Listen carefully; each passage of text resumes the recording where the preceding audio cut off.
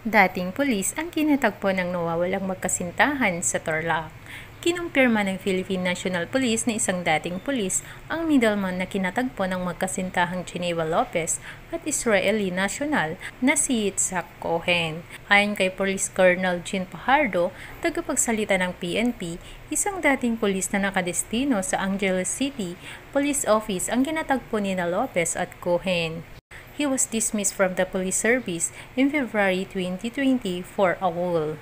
Dagdag niya, nahanap na ng mga operatiba ng Criminal Investigation and Detection Group Tarlac noong Linggo ng gabi ang abandonadong sasakyan na maaaring ginamit ng persons of interest sa pagkawala ni Lopez at Cohen.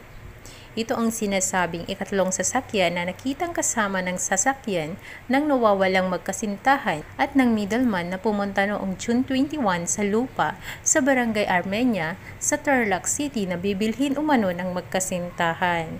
Nagsasagawa na ng pagsiyasat ang mga otoridad at kinakausap na rin ang mga posibleng nakakita sa nangyari sa lugar.